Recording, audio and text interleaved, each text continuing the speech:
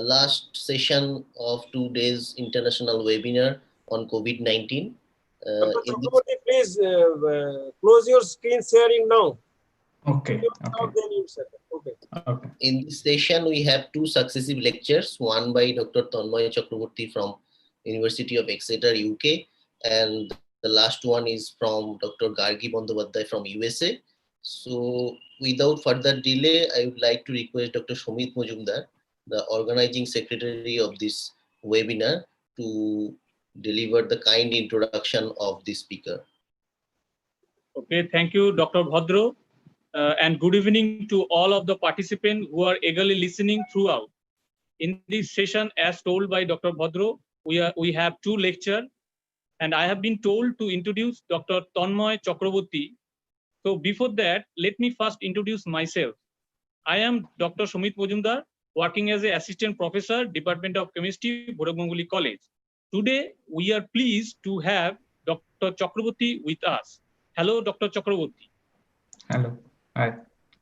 Dr. Chakraborty got his PhD degree from JNCSR under the mentorship of Professor Kaustubh Sharma.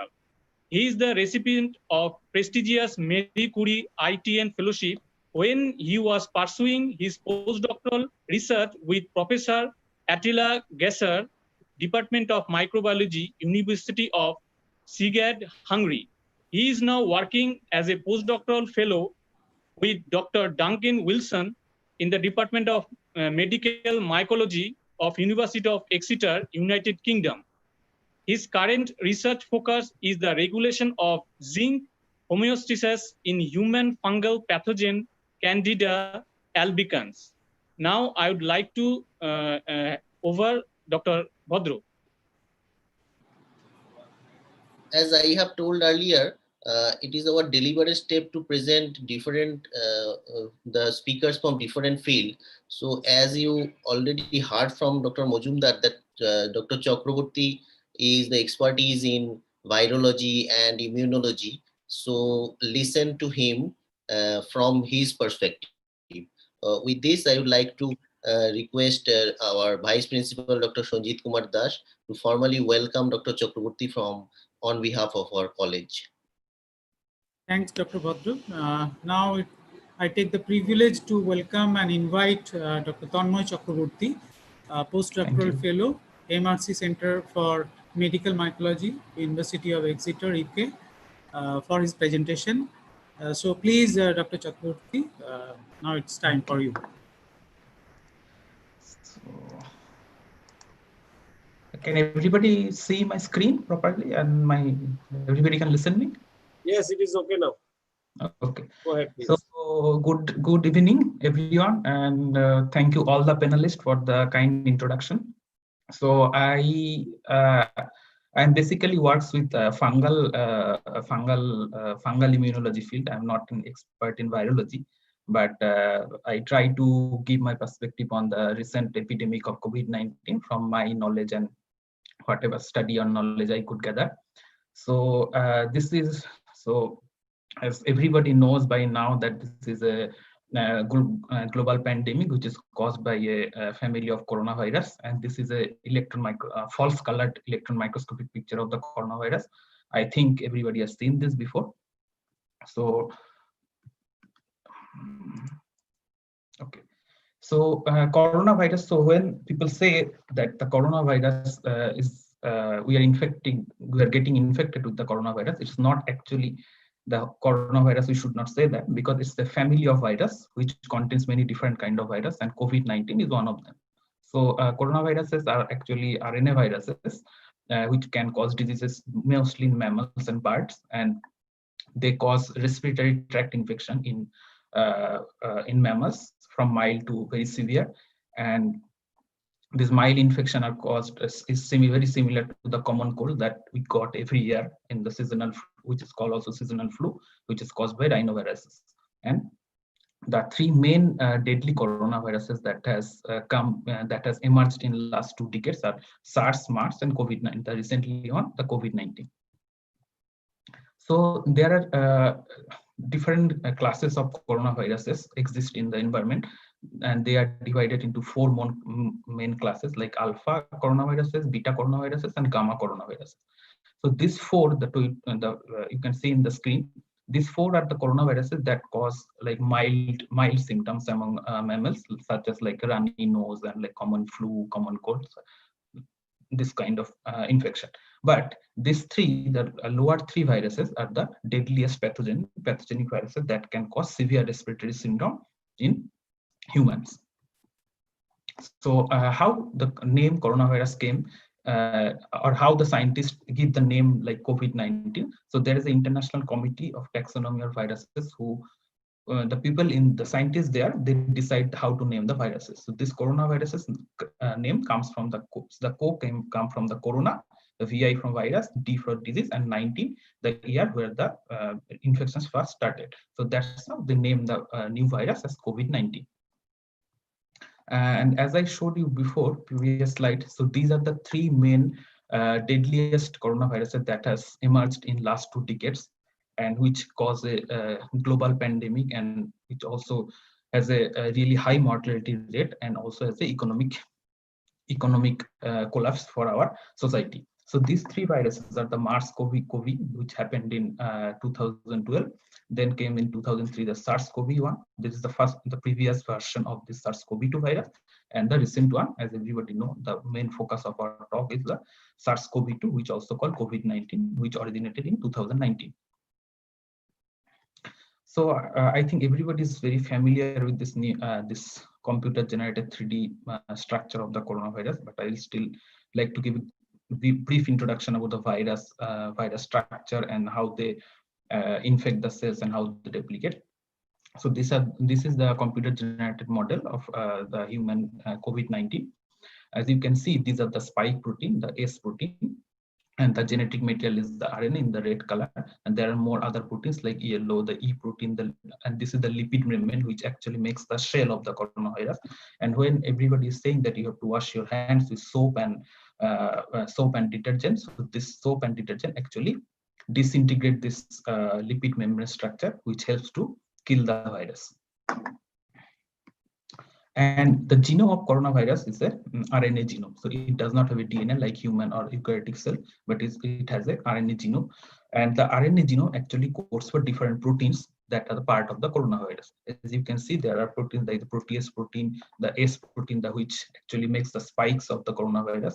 And the name corona actually come from this corona-like structure, which is made from the spike protein. And they have endonucleases, which is also very surprising because as you can see in the left, this endonuclease is not common among RNA viruses.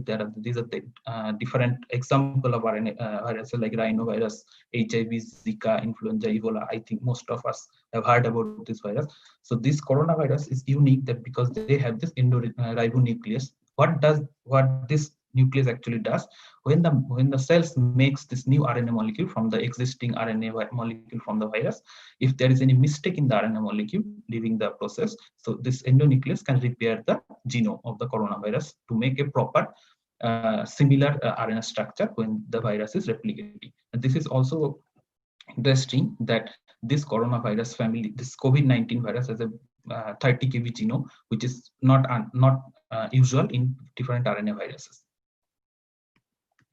So how the cells or the coronaviruses can attach with the human cells. So as we can see, the spike protein actually bind with the ACE2 receptor, which is present in our epithelial cells. So this epithelial cells, this ACE2 molecules are not only present in lung cells, they are also present in our olfactory olfactory epithelial cells, which is present in our nose and eyes and in our throat. So when the doctors started giving the symptoms of coronavirus, as it came into focus, that when we are infected with the coronavirus, the COVID-19, we lost our ability to smell and taste food and different smell. So this is one of the reasons, because this ACE2 receptor is not only present in the lung epithelial cells, but they are also present in our olfactory epithelial cells. So this coronavirus, the S protein, the spike protein actually bind to the C2 receptor, and then this protease enzyme, which is present in again in our epithelial cells, which cut this the stem of this spike protein, and then it engulfs the virus inside the cells. So this is the whole replication cycle of the virus, or the propagation cycle of the coronavirus. So after the binding of the virus to the C2 protein and the cutting of the protein from the stem, so the virus enters our cell, and this process of infecting the cells is called endocytosis.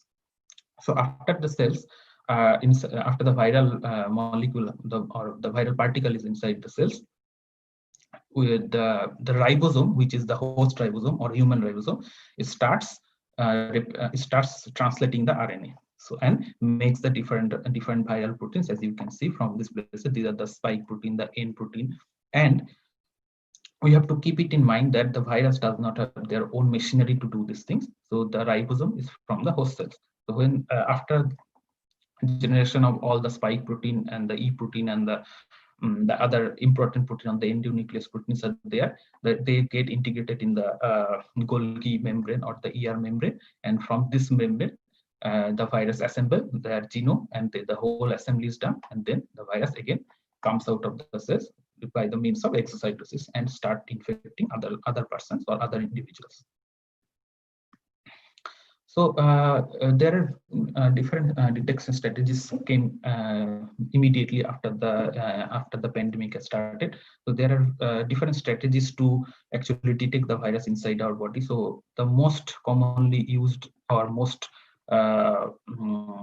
robust strategy, or to very positive strategies, to use the real-time PCR. But there are many other strategies like this antibody-based strategies. I think most of us are hearing about this antibody-based strategies and the whole RNA extraction, whole RNA sequencing strategy. But these are the antibody-based strategy is the most easily available strategy, and which it can be done in very small time span. But the most robust strategy is the real-time PCR, which can detect the viral RNA inside our blood. So how does this real-time PCR work? So we take the sample from the nose or nose swab or mouth swab, and then we extract the RNA from the viral particle, and then we from the RNA we make the DNA, and then this DNA can be identified with different dry and probe and with the polymerase reaction. That's why we call it the PCR reaction or polymerase chain reaction, or real-time polymerase chain reaction, because when you run the samples in the real-time machine, you can see in the real time the positive and the negative samples. So this is the most valuable strategy to detect RNA viruses or detect COVID-19 virus in our body. So as Devabrata asked me to actually focus on the treatment strategy or prevention strategy for COVID-19. So I'll go through some of the the antiviral drug strategies, and the vaccine strategy, which is the main focus of my talk today. So so there are different antiviral drugs in trial still now. We cannot say that all are like confirmed to cure the virus completely. So there are various kinds of drugs scientists and doctors are trying to actually get rid of the virus or kill the virus. So the first class of drug which actually blocks the AC receptor and this protease enzyme, which is present in our epithelial cell, to actually block the binding of the virus with the AC2 protein. So if the drug blocks this binding, actually then the virus cannot bind to the C2 cells and cannot infect us. So these are one class of drug, this chemostat, which is actually blocking this interaction between the viral spike protein and the AC2 receptor of the human cell. So the other kind of drug is which actually blocks the protease enzyme inside our body, which actually helps to process the viral protein inside our cells. So this kind of drug is lopanavir or darunavir, but these are not exactly healthy, because this can also mistarget the host protein or human protein, which can be deleterious for the host. The third is it's like an anti-inflammatory drug, which is very common for very different viral infection. So this kind of drugs actually blocks the cytokine molecules. So the cytokine molecules are actually signaling molecules inside our body. So when the virus infect our body, the cells or the immune cells start producing different signaling molecules. So cytokine or interleukin-6 is one of these molecules, and these drugs actually try to block this IL-6 receptor, or actually try to block the IL-6 production inside our cell.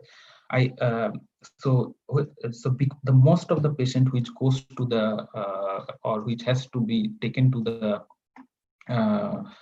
what you call the ICU patient, mainly the ICU patient who has to keep the ventilator support because of this reaction. Because if this uncontrollable reaction happens inside the body after the viral infection, that too much of interleukin molecule can damage your lungs, and you get this problem of hyperventilating.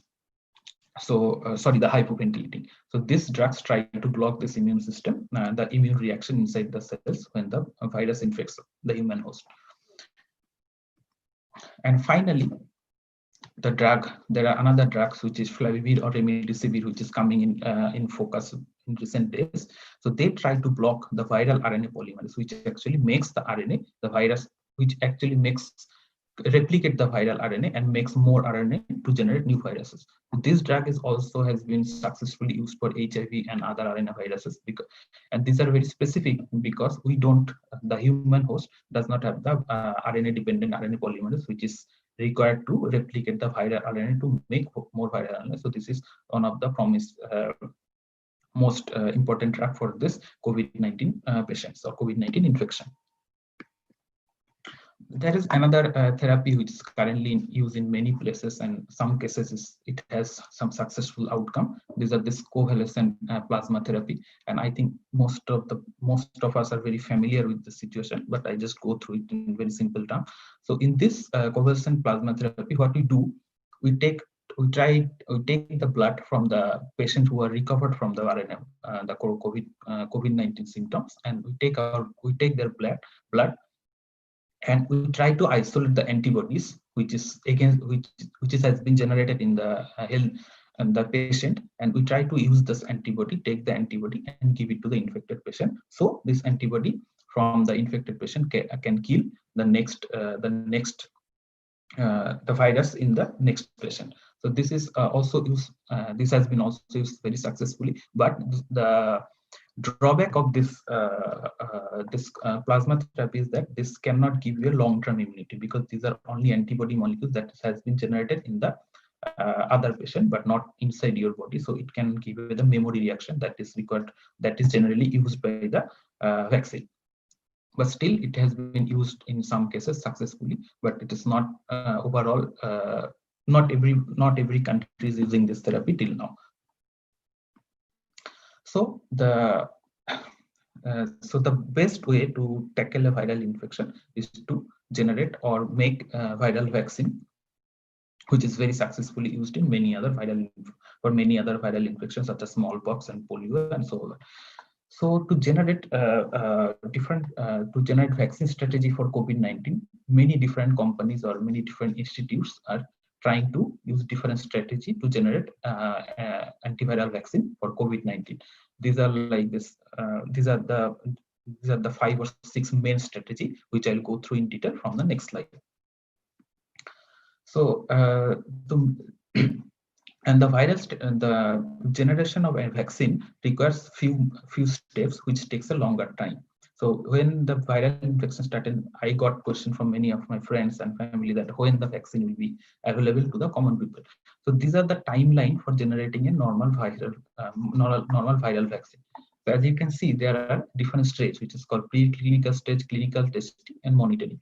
So in the preclinical state, in preclinical testing, we use different model system like mouse, ferret, or rhesus monkeys to test the vaccine in this animal model. And then if we see a positive result in the animal model, then we go to the clinical testing. Now this clinical testing has also different stages. So these are the phase 1, phase 2, and phase 3. In phase 1 stage, we actually test a very small number of volunteer population and see how the viral vaccine is working. If it is successful in the phase 1 stage, then we go to the phase 2 stage, where we take more larger number of sample, a larger number of volunteer to use the vaccine and see their immune reaction or how the vaccine is working on them.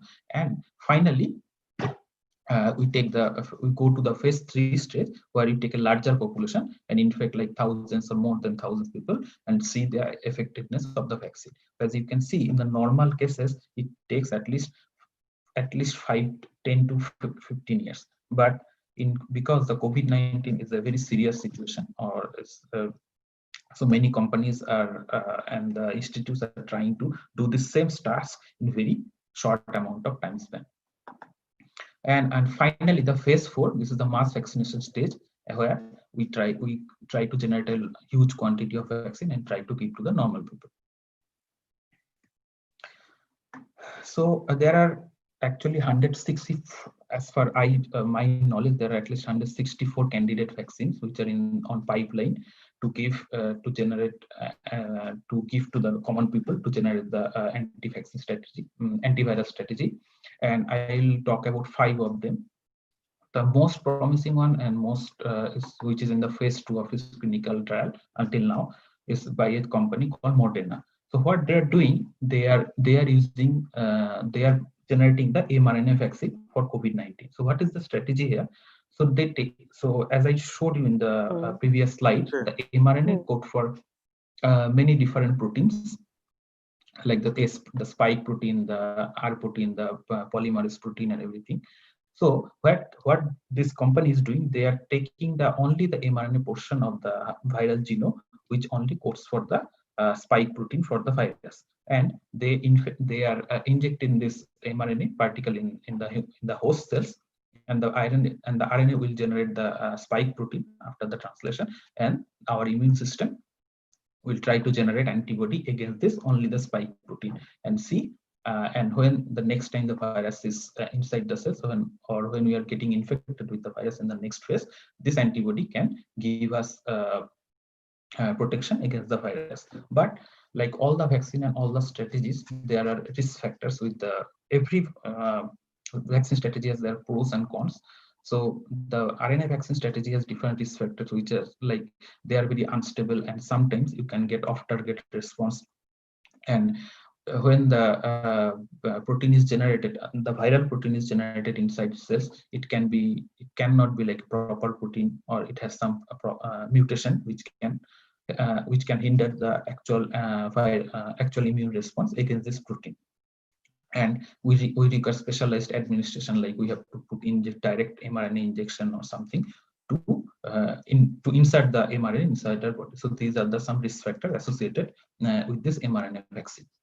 And this vaccine is in its phase 2 of its clinical trial.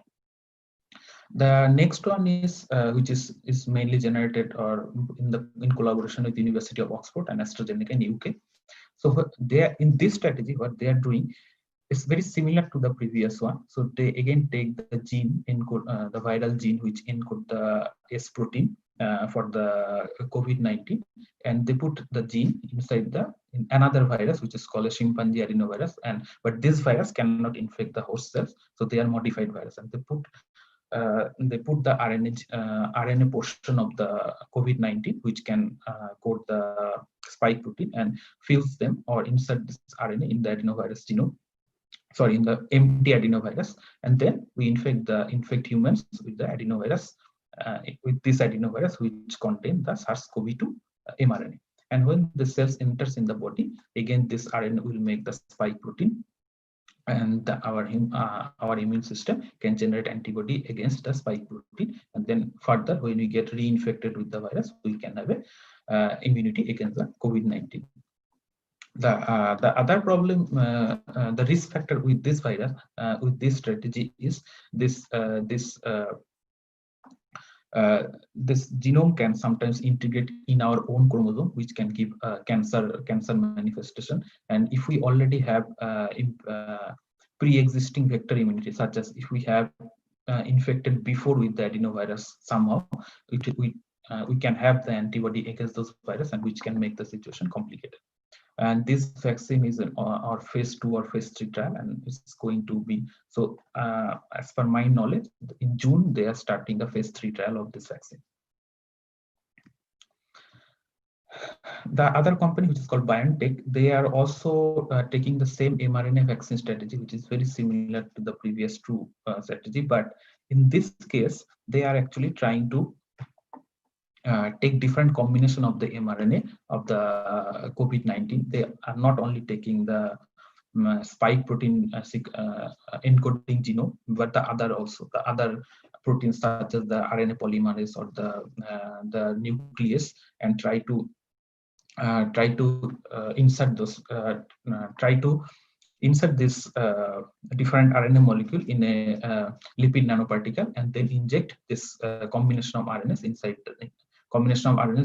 the human, and try to generate the vaccine. And so in this case, the human not only will generate antibody against the spike protein, they can generate antibodies against the other different proteins like the RNA polymerase of the endonuclease. And when we next time get infected with the virus, we can have antibody or protective immunity against the RNA virus. But again, this also has some risk factors associated with this strategy, which are sometimes they can give atypical antigen processing. So when the mRNA is inside the body, the mRNA will generate the viral protein, and the protein production cannot be always perfect. So that we can get a atypical immune response against those proteins, which can be complicated for the patient. And again, it also requires specialized administration, because we need to generate this lipid nanoparticle to deliver the RNA molecule inside our body. And this strategy is also in the phase 2 clinical trial until June. This month, they are starting the clinical trial, the phase 2 clinical trial. So until now, so all the vaccine that I was discussing is about the RNA vaccine strategy, but we can also do a DNA vaccine strategy. How? So here, so we take the RNA of the coronavirus, and again they are trying to take the spike protein sequence encoding portion of the genome of the RNA virus, and they reverse transcribe the RNA molecule and generate a DNA which can code the spike protein when inside our body. So they do it in vitro or artificially, or I mean outside the body. So they generate the DNA from the RNA molecule of the the COVID-19, and that DNA only contains the gene of the spike protein from the RNA virus. And with a specialized electroporation strategy, they can we can insert this whole DNA construct inside the nucleus, and then the DNA will produce the RNA, and the RNA can produce again the spike protein. And again, the strategy is very similar to the RNA protein, similar to the RNA vaccines, because the RNA can generate the spike protein, and our immune system start generating antibody against the spike protein, and that's how we get the antiviral immunity inside our body. This strategy is also used by one Indian company, which is called Serum Institute of India, with the foreign one, the Cotagenics, and they have a collaboration to generate this vaccine.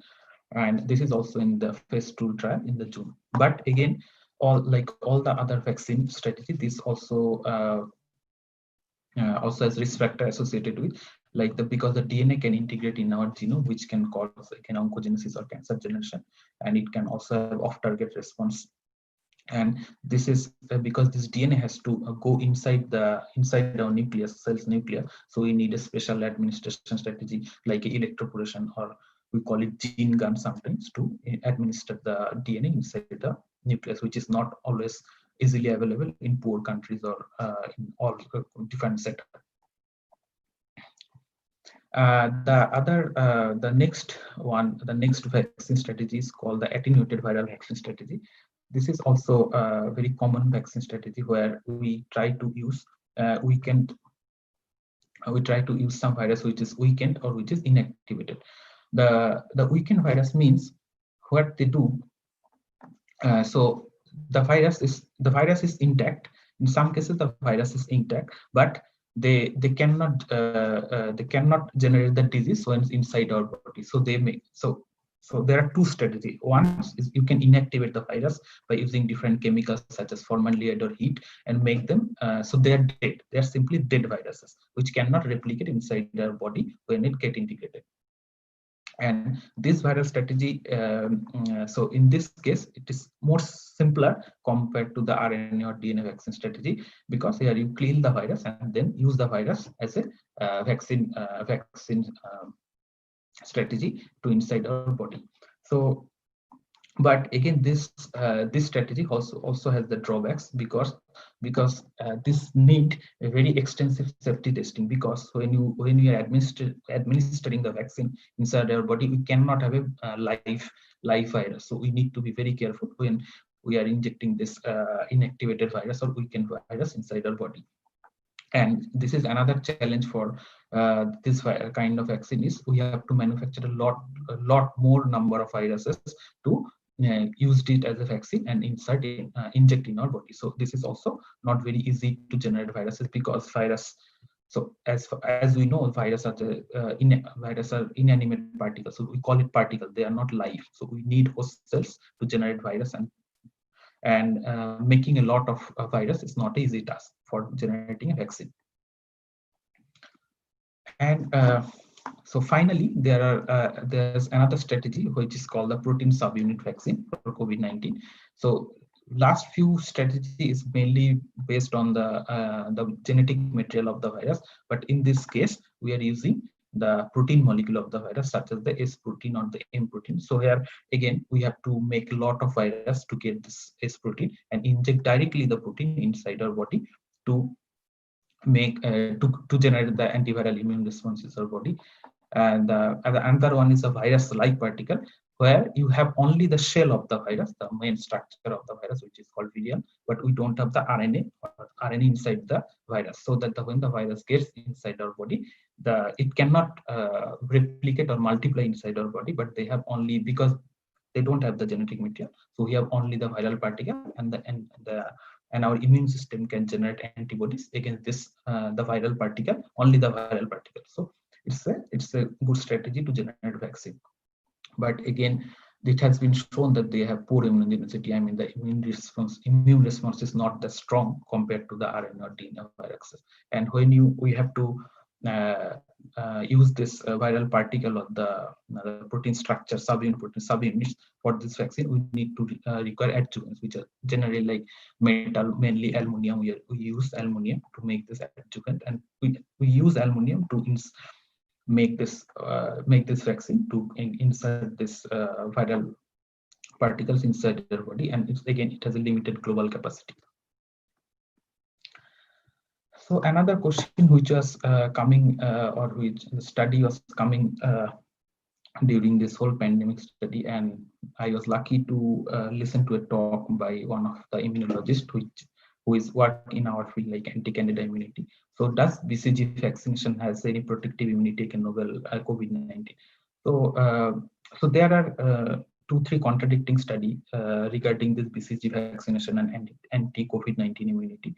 So they showed that in many cases, mostly in mouse model, when the mouse is given the BCG vaccine in different doses, they can generate antiviral immunity against some viruses, like influenza, this human papilloma virus, and mainly these two. And in some cases, they give some immunity against other bacterial pathogens also and fungal pathogens also. But we still don't know how the whole mechanism is working.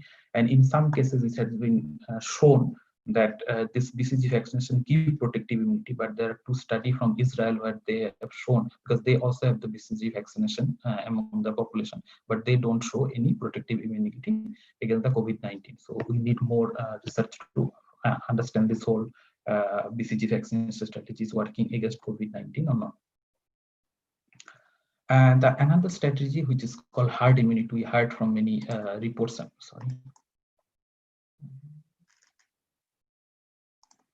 So we heard from many different places many times that herd immunity be used to give the protective immunity to the larger number of population. So what is herd immunity? It is like you It's an indirect protection from infection conferred to susceptible individual when a sufficiently large proportion of immune individuals exist in the population. So it's a very simple strategy. So we generate our the immune system against the virus spontaneously just by getting contact with the infected individual, and that's how the whole immunity goes to the overall population, and then we don't need any vaccine and we don't need any protective strategy to generate the antiviral immunity. But the most robustly used herd immunity strategy was in Sweden, in the Scandinavian country, but they have failed very badly because the death per million population is very high in Sweden. As you can see, these are the 4 Scandinavian countries, and only Sweden started using this or started following the herd immunity strategy. And as you can see, their death rate is very high compared to the other 3 Scandinavian countries where they follow the normal protocol of lockdown and contact inhibition and social distancing and so on. So finally, we can see that this herd immunity strategy is not working in case of COVID-19. So so as you can see from most of the vaccine, they are mostly in phase 2 or phase 3 trials of phase 2 and phase 3 trials are going on. So until the vaccine is ready, we still need to follow this common preventive measure or common steps to actually make ourselves safe from this infection, and which is like wash your hand, avoid touching your nose and mouth and eyes, and try to avoid crowded places, and the normal that we are always hearing from all the government and all the agencies to keep safe us from the COVID-19 infection. And with this, I like to thank you everyone for listening, and if you have any question, I tried to answer.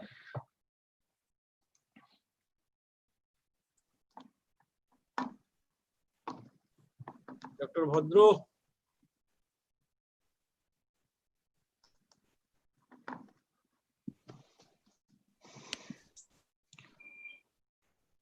The time is fine, right? Yeah. Dr. Bhadro, Please go ahead. with the question answer session.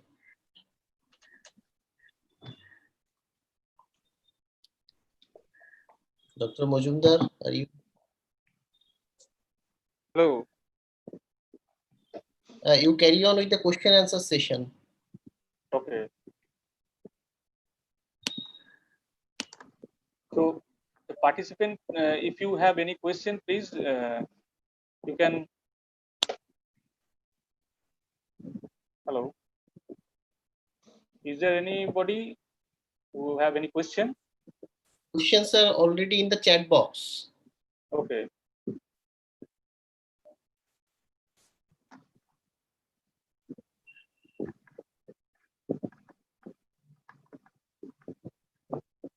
You follow question answer box. Okay. So, I can see some questions. Yes, you can see also, Dr. Chatterjee. Chakraborty, sorry. Yeah, one question is from Arno Banerjee. What would be the possible effects if 2 antiviral drugs, Favipiravir and Imivenovir, are used simultaneously in patients? So yeah, they are also trying to use this combination of drugs to inhibit like viral RNA polymerase or the spike protein or the SC2 inhibitor, but we are not still sure how this combination is effective. In some patients, they are curing, I mean, they are getting fine, but in some patients, it's not effective. So the whole combination drug therapy is still not properly understood yet. So as far as I can say till now. So again, the one question is from Arno Banerjee. Why are not using Crit-Pcr CRISPR strategy, yeah, for viral inhibition, which can potentially destroy the SARS-CoV-2 sequence? Yeah. So the CRISPR strategy is also the scientists are trying to standardize the CRISPR strategy to actually target the viral RNA. It's also going on, but it's also a very good strategy if we can use it properly. Because the CRISPR strategy also has some drawbacks, because the CRISPR Cas9 protein, the Cas9 protein is actually sometimes generate immunity, again, anti-Cas9 immunity generates inside our body, so which can make the situation more complicated. So that's why this CRISPR strategy is not like frequently used for many human diseases. People are trying to do it, but it's not in use yet. But they are also trying to use this CRISPR strategy to actually kill the virus, I would say, or kill the or destroy the mRNA, because it's CRISPR actually target the genome of the virus, not the protein or the other part of the virus. So it's in use. It's in use. I mean, it's not in use. Sorry, it's in trial, or people are trying to generate the strategy to use against the virus. So no other question. I think another question is from Arnav Banerjee, but other participants are not asking any question. So this is a question from Arnav Banerjee. The FDA in a drug safety communication said that hydroxychloroquine has been given emergency use authorization for the treatment of patients who have tested positive with coronavirus, but it has been linked with serious and potentially life-threatening cardiac asthmas. So can it be a fruitful strategy to fight COVID-19 where it can initiate a deadly cardiac problem? So, now the problem is most of the places or most of the countries, the FDA actually disapproved the chloroquine or hydroxychloroquine treatment against the COVID-19 patient, because it actually is not helping to reduce the mortality rate among COVID-19 patients. So there is still research going on, because this chloroquine or hydroxychloroquine has a lot of negative side effects inside our body. So this is still not confirmed that we should use it or not use it. It's still in a contradictory study. Different contradictory studies are going on. So I think we need more time to actually just say or ask the doctor to use chloroquine to treat the COVID-19 patient. Okay, another question from our colleague, Dr. Subharti Pal. Is plasma therapy under active consideration in UK yet? I think in UK they are using the plasma therapy, and they are actually, so this I did not discuss in my talk. So they are using recently they are using a steroidal therapy to reduce that mortality rate among this COVID-19 patient, which is, they are saying, which is very successful. So the steroid drugs are actually anti-inflammatory drugs, which doctors are very commonly used in the ICU patient. So, but the plasma therapy, yes, in UK also they are using, and they have some success in that also. This steroidal drug, it just came last week. The news just came last week, and they show that if we use this steroidal drug, so you can actually, so 1 from 10 ICU patient can be recovered, or 2 from 10 ICU patient can be recovered using this steroidal drug. So another question is from Ishita Chatterjee. She is asking, does the virus undergo mutation? If so, then does the virus change its symptoms? Yeah, it is also possible, because the viral RNA, when the cells makes new viral RNA, so we can have mutation during the replication process. But the COVID-19 is interesting in the case because they have this endonuclease which can actually repair the RNA molecule during the replication. So from my knowledge, I would think the mutation rate would be very lower compared to the other RNA viruses, because they don't have this endonuclease which can actually correct the mutation in the RNA molecule. So I would think that the mutation rate will be less. Yes, and definitely if there is mutation, there will be structural variation in the viral. The viral capsid, the spike protein, which can also makes this either more virulent or less virulent, depending on the situation. Yeah, it is possible. Yeah.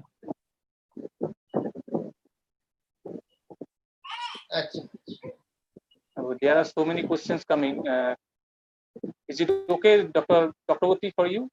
Yes, it's fine. Okay. I mean, if the timing is permitted for the next talk, I think it's fine. Okay.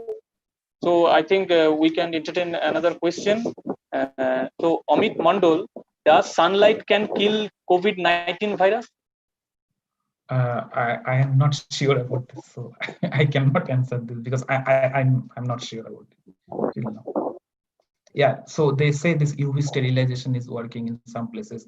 In New York, in big cities, they are actually cleaning the metro coaches or the rail coaches with the UV light, and the sunlight has UV light, but I don't know how effective it can be for this virus. So just one is my question is one question there from my side, that we know that normal detergents is okay. When we are doing hand wash, so like that, vegetables from market. So some people are sanitizing, but just by dipping this vegetable into the detergent. What do you think? This is safe, or it is very much? I think if the detergent goes inside your body, I don't think it's a very good option. And I'm not sure that how much the virus can survive in a plant leaf or inanimate object. So there are some research they can survive for some time in a inanimate subjects like table chair or something, but the study is still inconclusive. And the vegetable part, I don't think we need to do it and dip the vegetable inside the detergent solution, at least from my opinion or from my knowledge. Dr. Chakraborty, I have one question. Yes, please. Is tree plantation reduces the chance of spreading coronaviruses? Pardon me, please. I could not. Tree plantation. Tree plantation and reduction of corona. I don't know. I don't know. I don't know. Thank you very much.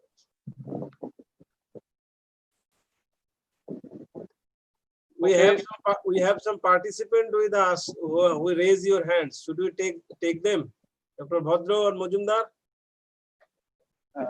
We have time until 6 p.m. before Dr. Bandyopadhyay will start. So let's take 3-4 questions till then. So one of our participants is there, Vaishnav Wag. Let we call him to talk, ask you questions. I have a question. Yes, Dr. Wag, please introduce yourself. Yes, I am Vaishnav Wag.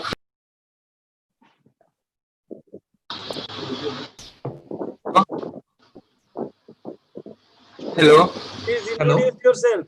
I am Vaishnav Wag from National Institute of Virology, Pune. Yeah, please ask your question. I have a question, like since the PPT was about mechanism of entry of virus into the host cell, there we are using TMPR SS2 for spike protein priming, right? Yes. So does that give us any idea about drug formulation that can target this site? Yeah, we can. I mean, people can actually, a scientist can target those molecules actually, which can actually block that interaction between the virus and the receptor. So there was so there was the study which was done by done in China, where they showed that this drug doesn't, the drug which was targeted against TMPR SS2 receptors, it doesn't show any side effects as such. So why isn't this thing taken into consideration now for developing a vaccine or something like that? So you have to remember, you have to keep it in mind that drugs is different and the vaccine is different. So drug is targeting the binding of the virus with the receptor, but the vaccine is trying to give you the lifelong immunity inside your body. So drug is like a preventive therapy, like normal other infection. But I think if it's working, I think people are, I hope the people are taking it in consideration for further use in patients who are in hospitalized patients. But it's a strategy, yeah. Another participant is there, Dr. Siddhartha Chatterjee, I think. Dr. Chatterjee, are you getting us? Yeah, I'm with you. Please. Okay, am I audible? Okay. Yes. You are audible, yes. Please place your question. Hello, am I audible? Yeah. Yes. Okay, sir, I just want to ask one question that, from online newspaper, I got this news that one medicine, has been launched by Cipla company, and the medicine name is Cipremi, which can be used for killing coronavirus. So, do you have any information on this matter? But as I know, this is also target this RNA-dependent RNA polymerase of the virus, but I'm not sure how effective is it, because I know it has been there are people are using, or the doctors are using it, but I don't know how effective it is. But yeah, I heard it. So I think it's also targeting the Actually, RNA-dependent. many medicines name in today on newspaper or on social media, it is coming. So I just don't know that these news are true or not. And for this reason, I'm just asking you. So I heard about this particular drug, but I'm not sure how effective the drug is. Dr. Chatterjee, please introduce yourself. Myself, Dr. Siddhartha Chatterjee, and I'm a teacher or professor of political science from Vivekananda College, Mudamra. Okay, thank you very much for your question. Next, we have Prabir Karar with us. Mr. Karar, are you getting us? Yeah. Hello. Please introduce yourself. Hello. Thank you for your nice presentation. Hello. Please introduce yourself first. Myself, Dr. Prabir Karar, Associate Professor of Economics, Bhairav Ganguly College. Okay. Then place your question, please. Hello. Yes, Hello. Yes. Can you hear me? Can you hear me? Yes. Okay. I just want to know one thing, that you have talked a lot about the vaccines which are in the pipeline, and you have focused mainly 5 of them, and some of them are in the phase 3 trials. Okay. Yes. Now, and also the thing I have come to know from your speech, that in June itself, some third phase trial has started. My simple question is actually, if then after the trial is over in the third phase, so what would be the time that would be taken by these companies or the research institute for this marketing and all these things? Just to say you that a country like ours, India, a large population, and already more than 4 lakhs have been affected, but the recovery rate is high. But if we have some kind of vaccines or something like that, we could prevent the COVID-19 pandemic seriously. So I just want to know that how much time it will take after the trial 3, phase 3 trial, if it is get successful. What is the time? So if you see the phase 3 trial, when it goes to phase 3 trial, there are 1,200 volunteers. They are giving the vaccine, but the problem is that you have to continuously check the symptoms in the volunteers, if they are developing any side effects, they have having any other problems, so they are actually generating the disease. And so it's a long process. You have to follow up for a long time. You have to follow up the volunteers, how they are feeling, and how is there any side effects among them. So I think it will take another 4 or 5 months to actually completely sure that the vaccine is working and it is giving you a protective immunity. So I think end of this year, or most probably the beginning of next year, we could get a vaccine candidate which can be used in a large scale. And you have to keep it also in mind that this vaccine, we have to generate it in a huge amount to give the whole population. So it's not an easy task. So I think by next year, beginning or end of this year, we could have a vaccine. Just a minute. There is a rumor around the corner that the second wave will come in sometimes in the winter in India. Is there any chance of second wave of coming at the end of this year? Yes, there is a chance, because in South Korea and in Japan, in many places, we have seen the patient who they are already getting a new patient, even in South Korea, in China, in China also. In Beijing, we can see there are people getting infected with the viruses. It's not less. The number is not less. So I think India also has the probability of having a second wave of the coronavirus. But there is a thing that there is no case of regenerating this virus. Suppose a person has already COVID-19 positive, then after he's getting well, he or she could not be affected the virus in the second wave as well. No, it is not true. It is not true, because there are cases in Japan and South Korea, where a patient is already recovered from the COVID-19 and they got infected again with the coronavirus. I see. It is not completely true that you cannot get a second infection if you are infected. But as far my knowledge, the patients are not like severely diseased condition, so they are recovered easily. That's far as I. Okay. So, but Okay. Thank you very much. It's a possibility. Thank you. Thank you very much. Thank you. Thank you very much. We have Sulogna Hatai with us. Sulogna Hatai, are you getting us? Yes, I'm audible. Please, ma'am, Yes, yes. introduce yourself and then ask your question. Thank you, sir, for your presentation. Firstly, I'm Assistant Professor of Food and Nutrition in THK Jain College, Kolkata, Kashipur. My questions to you is as because you have gone through so many processes that the entire world is working on, how to produce a vaccine, and someone is working on spikes and someone is working on the entire gene. So what, according to you, is India's position to combat or... Sorry, I can't hear you. Am I audible? Yes, yes. Yeah, Could you repeat the question, please, once more? Yeah. What, as because you have gone through so many processes that the entire world is working on. So what, according to you, is India's position in terms of the progression or the success? So as far as I know, this Pune-based company, the Serum Institute, I think the Serum Institute or Serum something. So they are in collaboration with another company, and they are trying to generate another vaccine. So I think India is also in the pipeline, or India is also in the game to generate the vaccine. But okay, thank you so much. Again, with the collaboration with the foreign company. Okay, thank you so much. We have Mr. Amit Mondal with us. Mr. Mondal.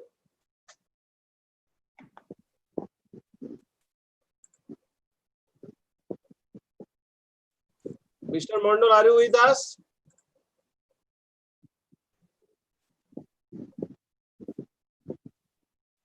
So I got one question from Subroto Guho. Can herbal medicine is an option as potential drug against coronavirus? I'm not sure about this because I haven't read any studies or any papers which can actually conclusively tell that herbal medicine is working against the virus or something like that. We have Ketan Mukhopadhyay with us. Mr. Mukhopadhyay, are you getting us? Yes, sir. Please introduce yourself and ask your question. Hello, Dr. Tanmay. Thank you so much for your presentation. I'm Ketan.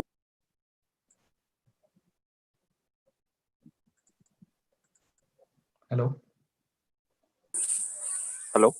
Hello. Yes. Okay. So my question is like we heard like Arsenica album 30 is prescribed by so many doctors that can boost our immunity system.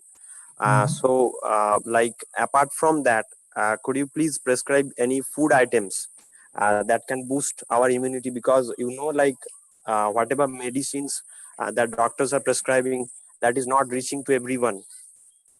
So I'm not sure about this the arsenic something you said because because the presentation I give is like the study, it's already in online, so there is no study or no paper related to this homeopathic medicine which is acting against the coronavirus, and so I'm not sure how it works or is it actually helping the patients.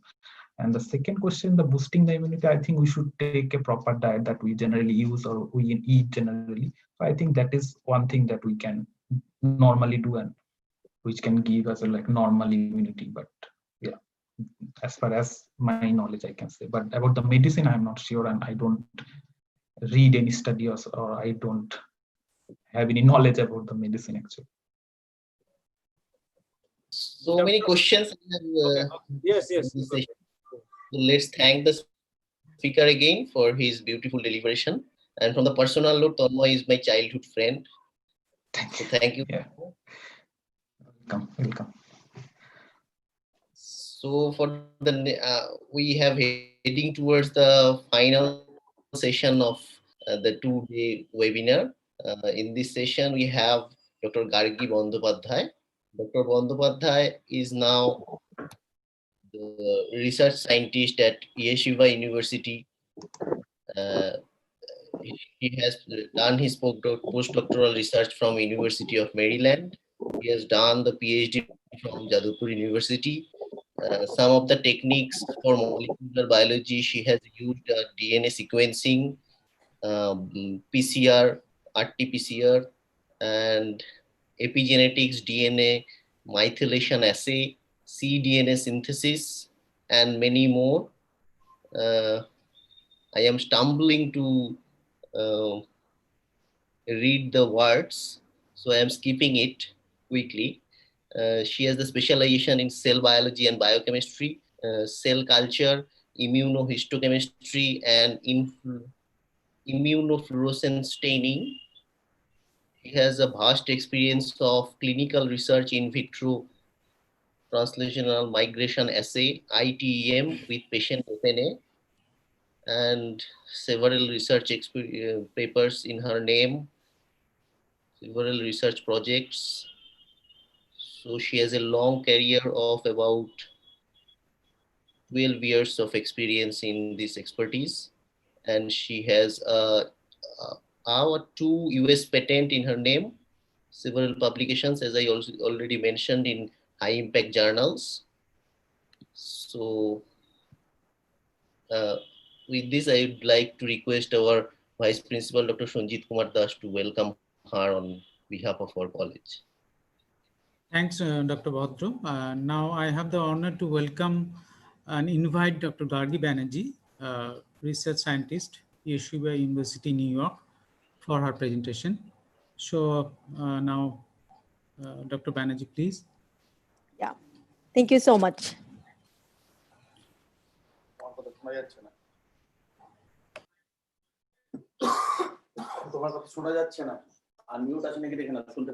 Can you hear me?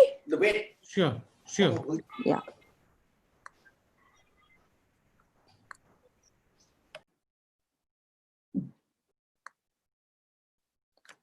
So you can share, you can see my desktop, right? The presentation? You have to share the screen. Please share your screen. I did that.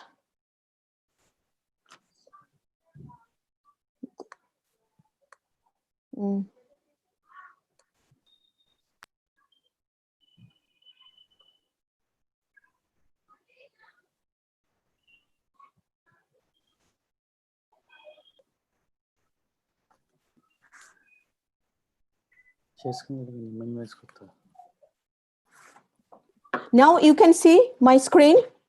No. Hello? It is not coming, still not coming. Still not coming. You have to share the screen. I did that.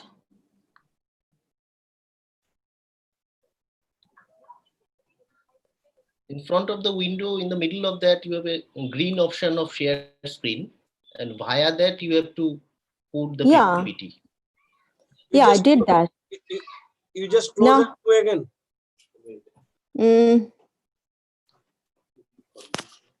Okay. Close the share option and try it again.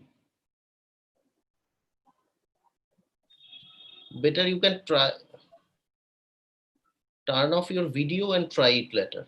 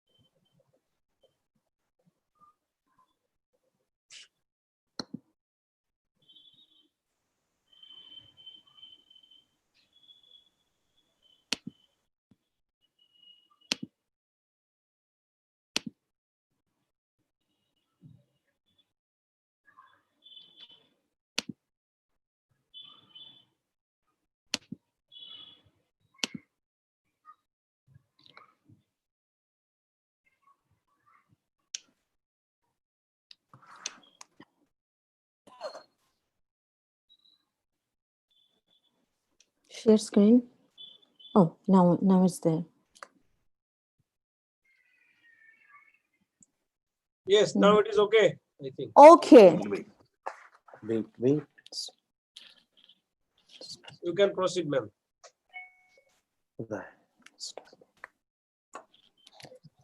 Yeah, now you can see my screen, right? Yes, yes. Sorry for the interruption. Okay, it's okay. Okay.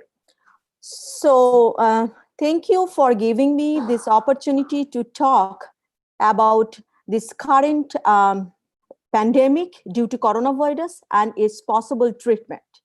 So before going to today's main topic, I want to describe briefly about my own research field.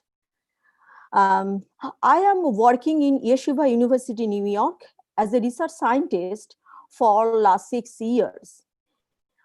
Basically, my project is breast cancer stem cell project. Our project is a collaboration with Albert Einstein College of Medicine, which is also another leading medical school in New York City. So our group is looking for a unique site which is responsible for the breast cancer metastasis. The unique site is tumor microenvironment of metastasis, TMEM.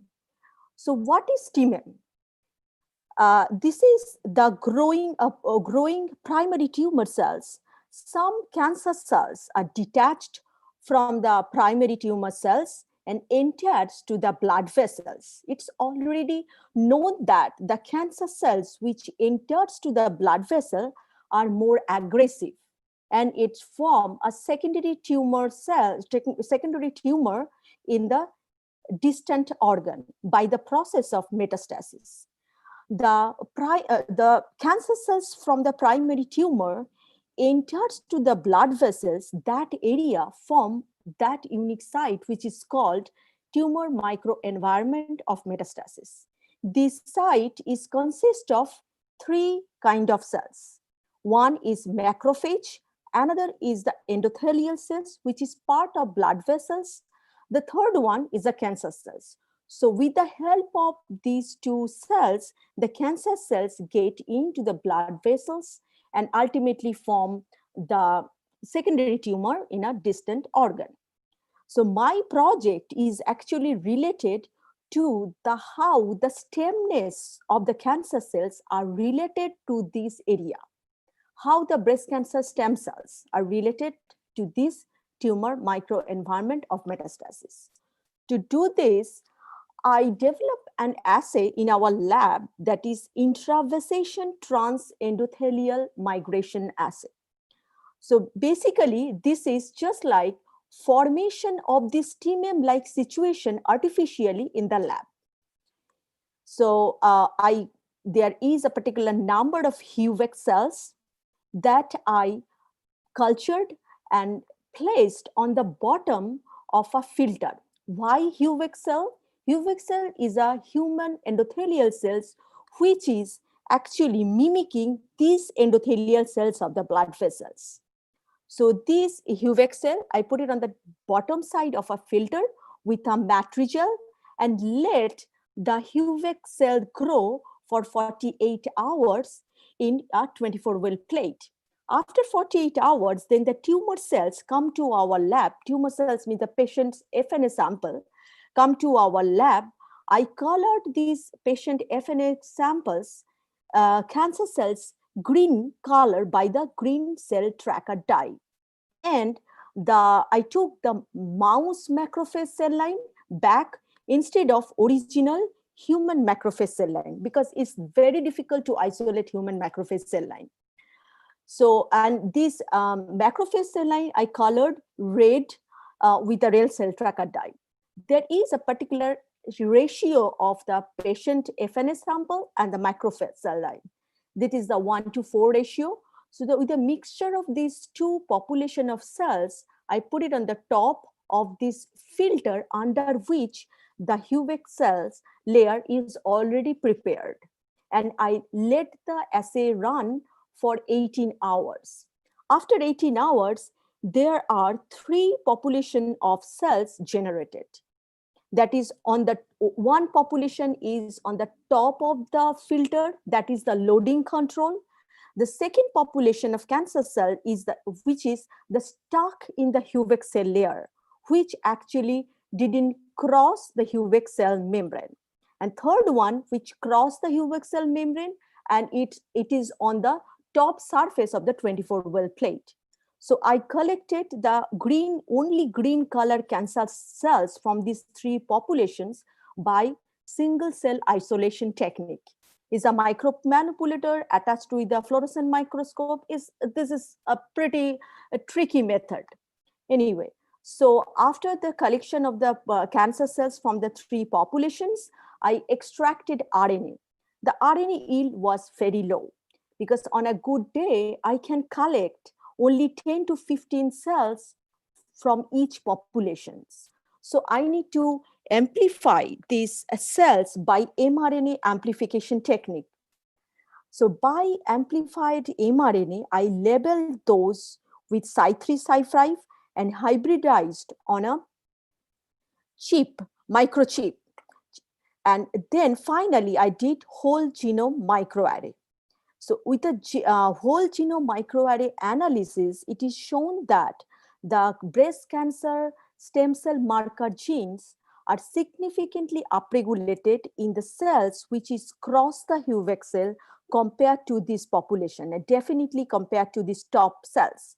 So that means the cells which ultimately cross the blood vessels has more aggressive, has more stem cell property. Among all the stem cell marker gene, 2 or 3 I am mentioning, that is CD133, ALDH1, were very well-known breast cancer stem cell marker gene. So by the studying of these whole genes, that the several pathways came up by studying the microarray data analysis. Currently, I am working with the Wnt pathway, how Wnt pathway is responsible for the progression and promotion of the breast cancer to a distant organ and forming a secondary tumor. So we are using various Wnt pathway blocker. Among them are very unique Wnt pathway blocker antibody. And by blocking this Wnt pathway, this antibody, we have seen that in the animal model, it significantly reduced lung tumor formation or the lung metastasis. So this is briefly about my research work. Now I'm going to start today's main topic, that is the current therapeutic approaches for COVID-19 patients. Sorry to interrupt you, Gargidi. Yeah, go ahead. You just keep your PPT in full screen mode before you go into details of therapeutic approach. Sure. Now you can see my full screen, Devabrato? Yeah. Please go. Okay. Yeah. So, what is coronavirus disease? Since the first case of this deadly virus was reported in end of 2019, around December, within 2 months, it had become a worldwide pandemic. It's a single-stranded RNA virus with 26 to 32 kilobase pair length. Symptoms. This severe symptom of this respiratory disease, the SARS-CoV-2, varies widely from its asymptomatic to pneumonia kind of life-threatening complications. These are few known symptoms of COVID-19. Those starts from asymptomatic infection to mild without pneumonia, negative Qrt-Pcr by positive antibodies, whereas the complicated with secondary bacterial pneumonia with diphtheria, and the positive real-time PCR or positive virus traces after the recovery. Those are all the possible symptoms of this virus, and which maybe sometime is called the multi-organ failure and ultimately death. The mode of transmission, human-to-human transmission via droplet, is the most active way of the transmit this virus. now various literature in CDC showed that the virus lifespan can depend on the various surface. It depends on the types of surface, because the contaminated hand and contaminated surface also another mode of transmission. So in plastic surface, virus can stay for a particular time. On a steel surface, virus can stay for a particular time. So this transmission actually mainly depends on the type of the surface. Incubation time of this virus in a human body mainly 2 to 14 days. So now the source of this virus. The virus was first detected in the Wuhan city of Hubei province of China, and it's linked to the animal market. So there are a lot of controversy going on with this for the source of this COVID-19, but definitely its source is related to the animal. The SARS-CoV-2 virus is the 7th member of the coronavirus family. Among the family members, SARS-CoV, MERS-CoV, and SARS-CoV-2 cause this severe disease. Apart from this, the other 4 members are not that much as as that much infectious to the human.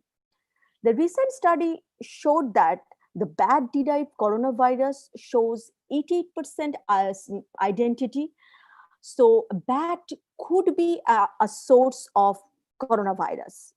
Or another study showed that pangolin-derived coronavirus exhibit some similarities with SARS-CoV-2.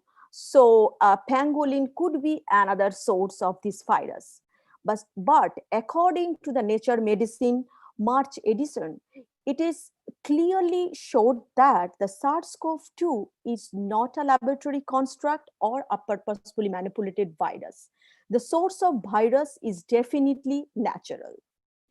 How the cells, now the question arises, how the cells get in to the human body. So the virus top surface is actually consists of spike protein that is called S protein. S protein contains 2 subunits, S1 and S2. The S1 has the receptor binding domain which can bind with human angiotensin receptor 2 as a receptor.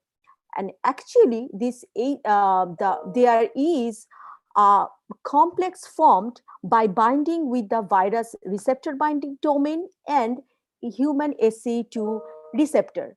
By forming this complex, the virus cells can get into human body. So now the question arises that why the virus is so infectious. The crystal structure of SARS-CoV-2 receptor binding domain is showed that there is a significant structural difference between the receptor binding domain of SARS-CoV-2 and SARS-CoV. Due to that structural differences, the SARS-CoV-2 receptor binding domain has the significantly higher affinity to bind with the human ACE2 receptor. That is the reason the virus is so infectious. The coronaviral genome encodes 4 structural proteins, major proteins, which is spike protein, nucleocapsid protein, membrane protein, and envelope protein. The spike protein is mainly responsible for the viral entry to the human body. So now, the diagnosis of this COVID-19, how we can say one person is COVID positive, another one is virus negative.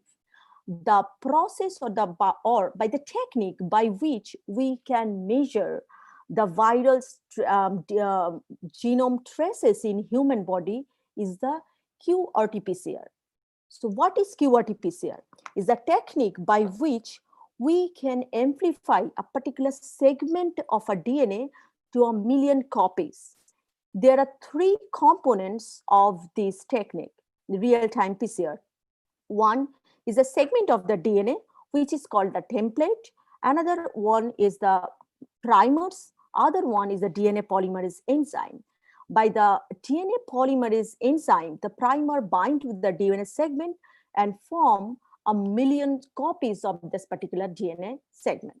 So for the diagnosis of COVID-19, as a template, we consider multiple viral genes. Amongst them, ORF1b and N are important. ORF1b is a protein which plays an important role in viral pathogenesis. Other proteins we can use as a marker of the template DNA, that is the RNA-dependent RNA polymerase, spike protein, nucleocapsid gene. Some cases, the E gene PCR positive also considered the person is the COVID positive. So possible therapeutic approaches.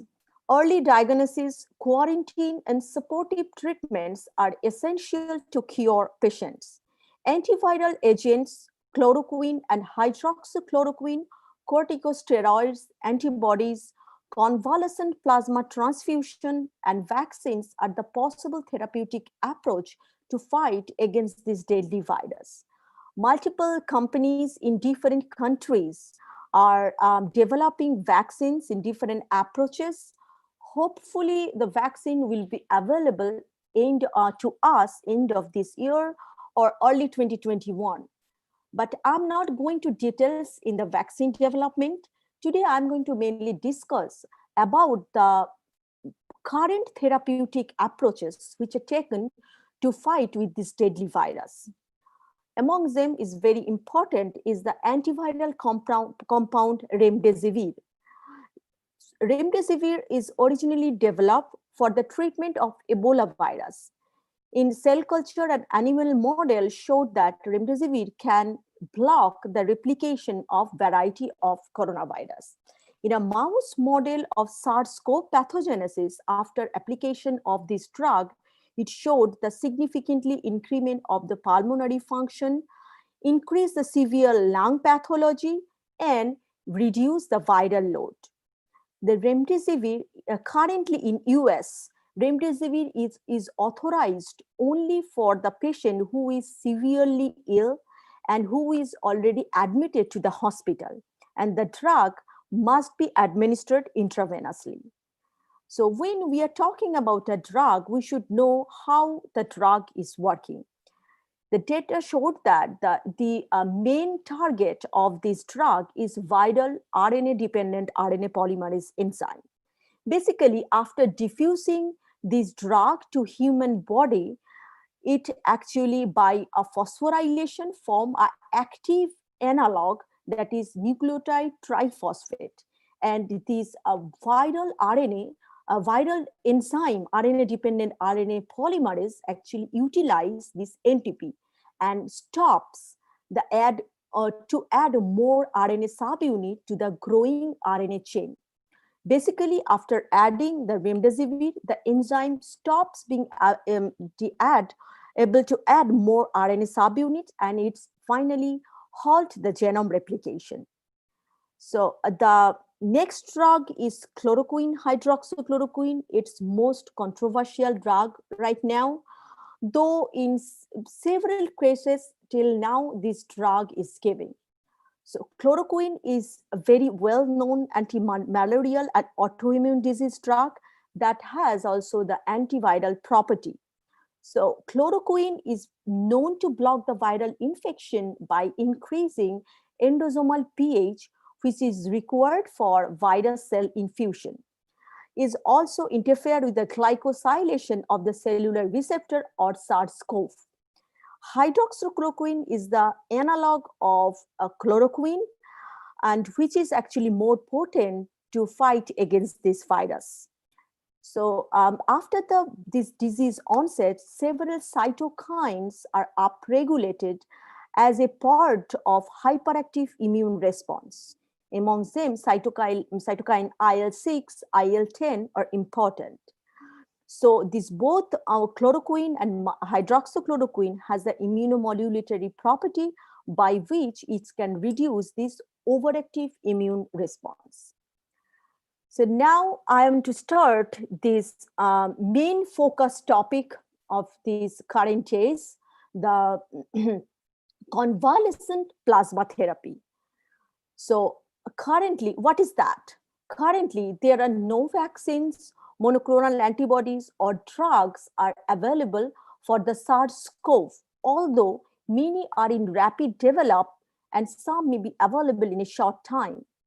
So that is the case when convalescent plasma therapy is actually strategy to give the passive immunization to reduce the infectious disease, and its therapy actually is given since the early 20th century. The major target of this therapy is to neutralize the pathogen. This convalescent plasma therapy has been considered as an emergency therapy in several pandemics before. Among them, Spanish flu, Ebola virus are important. So, history of this therapy. Concept of convalescent plasma therapy infusion was first established in 1880, where it was shown that the immunity against diphtheria is relied on the existing antibodies in blood. Basically, in the blood from animals, they intentionally immunized with non-lethal dose of toxin, which is basically a vaccine, that could be transferred to the animal suffering from active infections. In early 1950s, purification and concentration of the immunoglobulin from healthy donors or recovered patients provide an option to treat the serious infectious disease. The use of convalescent plasma therapy was widely used in different outbreaks as the quick therapeutic option given the lack of effective medications or vaccines. Currently, this therapy used in the patient with COVID-19 demonstrate a definitely reduction of viral load and clinical condition. So from Spanish flu influenza to current pandemic caused by SARS-CoV-2, it has been observed that the use of convalescent plasma therapy significantly reduced the case fatality rate. So what is the basic of this therapy? This is the donor who is the person who is recovered from COVID-19. The blood is collected from this person, and from the blood, the plasma is collected. In the plasma, there are the neutralizing antibodies are present, and this plasma is transfused to the human, the person who is actively infected with the virus. So now, plasma collection for this therapy. The convalescent plasma donor must undergo the standard blood donation assessment test. Currently, these donors' age are considering between 18 to 65 years old and without no infectious symptoms, and the person should be COVID-19 test negative after 14 days of the recovery. The test must be repeated after 48 hours of the blood donation. The apheresis is the technique by which plasma is collected from the blood. Basically, the whole blood undergo the centrifugation and the plasma is collected from there. So generally, on a single blood donation, 400 to 800 ml plasma can be collected. And after the collection, plasma should be allocated to 50 ml per unit. And within 24 hours of the plasma collection, it should be frozen for the future use. The dose of this therapy, currently there is no standard transfusion dose for convalescent plasma, though in US, is following this convalescent plasma is giving to the person is 3.2 ml per kg of body weight. So if the patient's body weight is 80 kg, the person should receive approximately 250 ml plasma per day, and it's needed 2 days of the plasma therapy, plasma transfusion. So this is the reason while the plasma was collected, it should be aliquoted in 250 ml per unit. The composition of this plasma therapy, the convalescent plasma consists of the neutralizing antibody. This is IgG SARS-CoV-2, IgG SARS-CoV-2. Apart from the neutralizing antibody, it has also non-neutralizing antibodies also from the donor. And these exert a protective effect against this viral disease. After the viral infection onset, there are several cytokines are upregulated, as I discussed before. This is a part of overactive immune response, and sometimes it leads to cytokine storm. This is a very well-known term in this viral disease. The high fever of the patient is mainly due to this cytokine storm or the overactive immune response of his own body. So these neutralizing antibody or non-neutralizing antibodies, by its immunomodulatory effect, this can reduce this hyperactive immune response. So now the antiviral mechanism. Neutralizing antibodies are very crucial in the viral clearance and also give protection against the viral disease. The efficacy of this therapy is mainly depends on the concentration of the neutralizing antibodies in the plasma from recovered donor. In SARS-CoV, it was discovered that the neutralizing antibody actually binds with the receptor binding domain of the spike protein, and thus it actually inhibiting the viral entry to the human body. Finally, it inhibits the viral amplifications. Studies showed that SARS-CoV specific antibody bind with a COVID-19 receptor binding domain, and this antibody did not show any competition with ACE2 for the binding to COVID-19 receptor binding domain. The receptor binding domain of the COVID-19 varies broadly from SARS-CoV at the C-terminus residue. Although this difference does not enable COVID-19 to bind ACE2 receptor, does influence the cross-reactivity of the neutralizing antibody. Interestingly, the plasma from the recovered patient shows a significant variation in the neutralizing antibody titers. 30% of the patient didn't show any significant amount of high neutralizing antibody titer in their plasma. So in plasma, addition of the neutralizing antibody, there are also protective antibodies, including IgG, IgM. The non-neutralizing antibody bind to the virus. Maybe it do not affect to the replication capacity, must contribute to the prophylaxis or the recovery improvement. So what is the term called prophylaxis? Prophylaxis is the action is taken to taken the protection against the viral disease when the disease is not onset. So a recovered donor from the COVID-19 infection had SARS-CoV-2 specific antibody titers ranging between 1.8 to 16.2 and non-neutralizing antibody titers between 80 to 480. This antibody titer is generally measured by ELISA, is well-known technique to measure the enzymatic activity. So after the transfusion of this convalescent plasma, the titer of IgG and IgM in the recipients is increased in a time-dependent manner. Moreover, the presence of the neutralizing antibody in the recipient play an important role in reduce the viral load and this restriction of the viral infection. The titer of the neutralizing antibody in the infected patient didn't show any positive titer in the first 10 days of the disease onset. Is significantly increased the antibody titer in 10 to 15 days after the disease onset, and then it remains stable. So risk, the human plasma transfusion is a regular event in all the modern hospitals.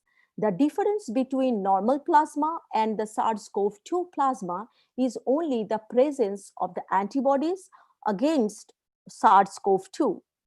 Donors should satisfy all the standard blood donation the criteria according to the federal government and state. This risk of transmissible infection is nowadays in very low in US. So there are also some non-infectious hazards of the transfusion.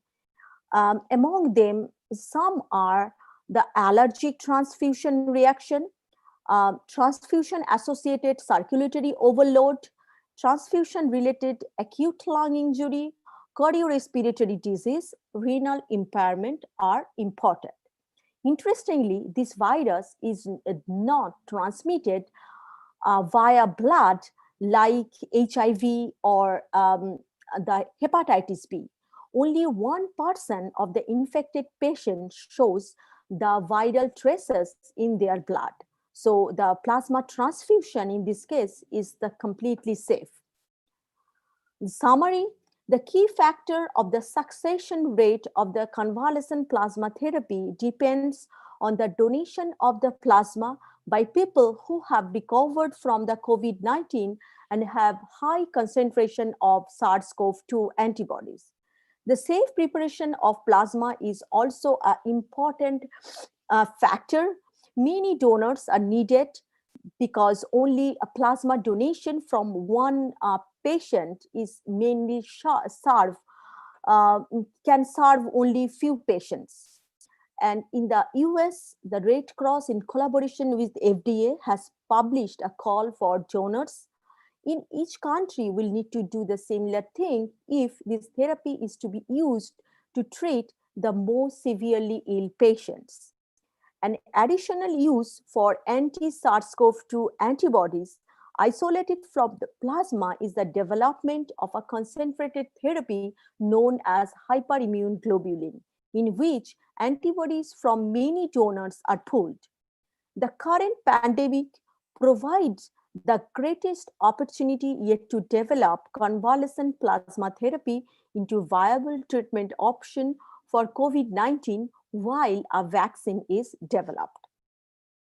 In conclusion, this global pandemic and the desperate need for effective treatment for the patients with severe and critical COVID-19 is driving both basic and clinical research at an unprecedented rate. The human plasma from recovered COVID-19 patient is projected to be a safe and potentially effective therapy for treatment. In the acknowledgement, I want to acknowledge my current PI, Dr. Sumanta Goswami. He is associate professor and chair of our department, and he is also associate professor in Albert Einstein College of Medicine. Dr. Maya Okte, he is a very well-known pathologist and professor of Albert Einstein College of Medicine. Actually, she provides the cancer patient FLA sample to our lab.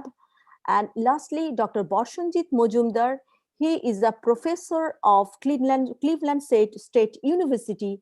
He is now is a very well-known writer in Bengali dailies about this coronavirus viral pandemic. I discussed with him a couple of times while I was writing this presentation. These are the references that I used for the presentation. And I would like to conclude my presentation with a very recent quote of a well-known American physician and immunologist, Dr. Anthony Fauci, that the coronavirus is just took over the planet. And we all have to work hard, and we have to work the fight against this virus, maybe for a long time. So that is my presentation. So now the questions.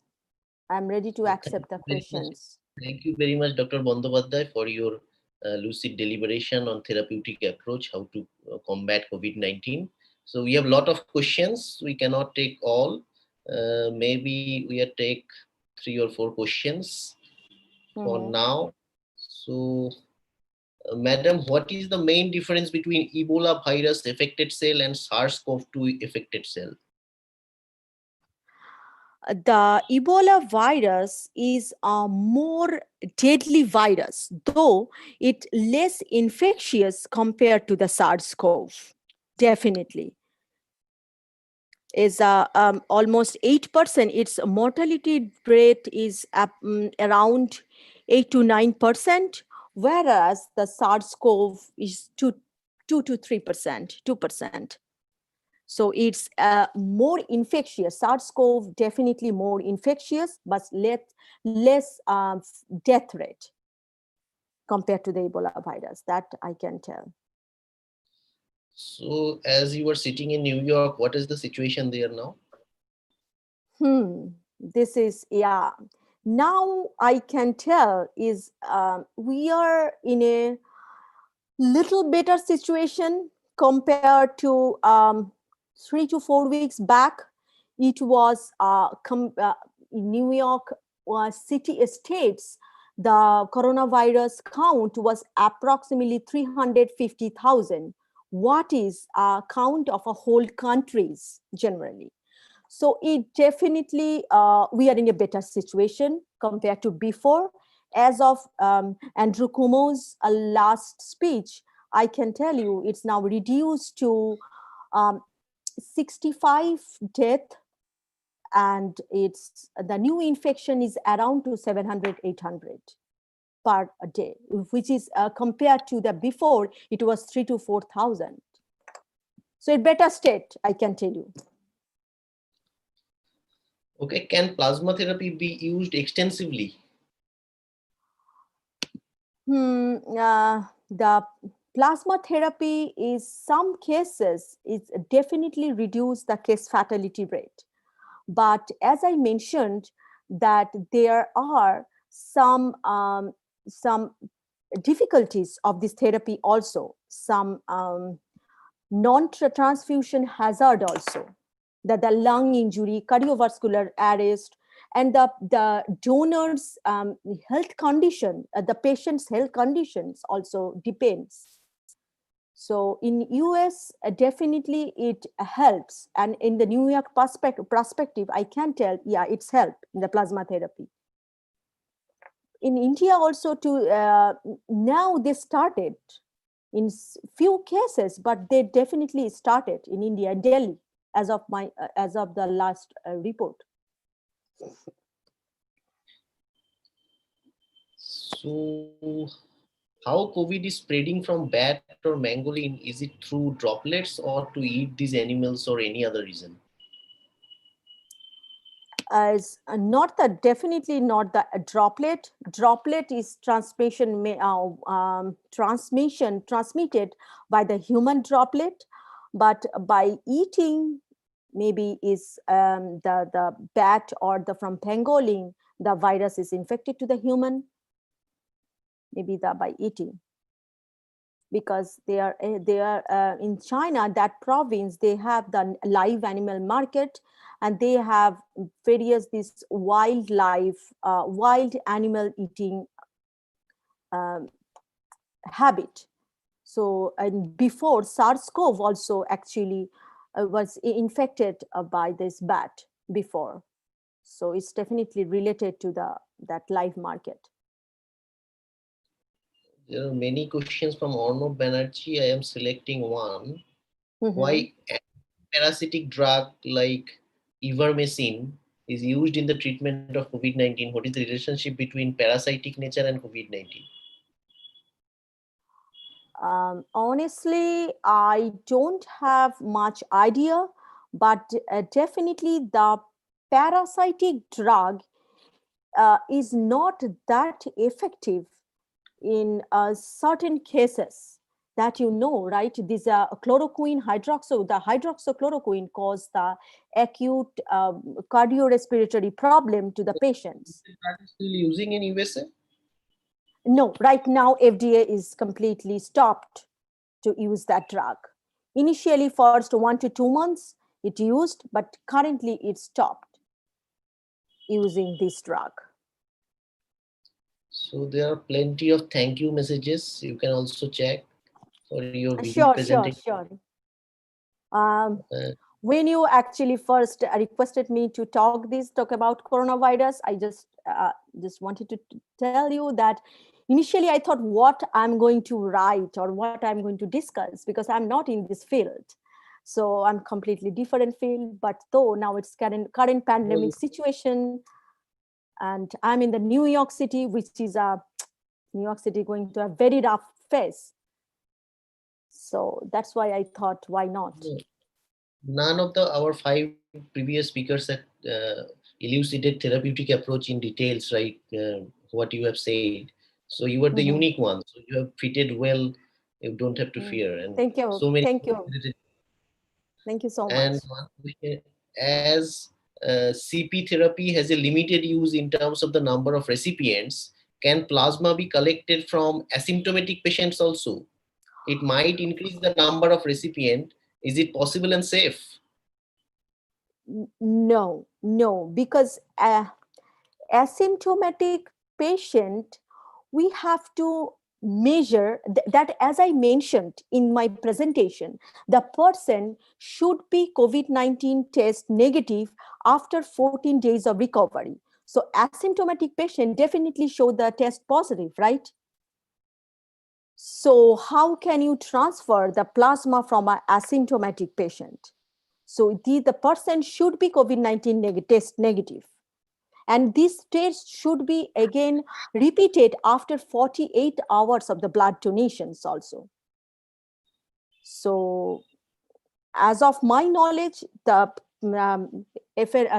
plasma cannot be transferred from the asymptomatic patient.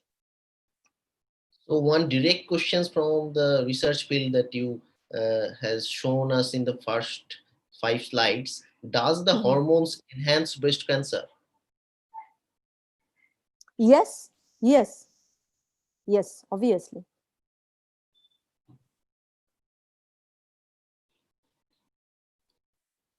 There are plenty of questions. I am limiting to 1 or 2 now. Let's take some questions from a student. How did the success of treatments varies among patients? Sorry, say again the question. How did the success of treatments varies among patients? Okay, so this actually depends on various factors. That the patient health conditions also depends. And another discussion I can tell that Is obesity the how the issue? Is obesity the issue? No, not really. Obesity might be an issue. Another question I can tell you that in this regard, that why the one person has very severe symptom, the another person with the same virus has less symptom. What is the reason? Because of the genetic formation. Gene analysis is also depends the person to person. That is also very important to this therapy also. That how this therapy it actually varies from each person to person and effective. So this is a very unique term. Is now a single nucleotide polymorphism. This is also important. That this difference actually varies the how infection is this symptoms varies from person to person actually. So that Salam, means that the treatments also varies from person to person. Yeah, yes. Go ahead. We can take the who has raised hands. Please connect with them. Okay, we have Dr. Banerjee. Dr. Banerjee, are you getting us? Dr. Banerjee?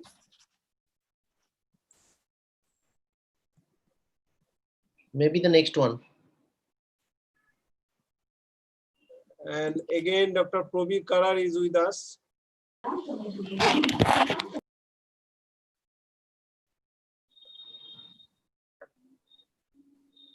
Dr. Karar? Hello. Dr. Karar, yes. Hi. Yes. Introduce yourself and place your question. Okay. Thank you. Myself is Dr. Prabir Karar, Associate Professor of Economics, Bhairav Ganguly College. Ma'am, Okay. thank you.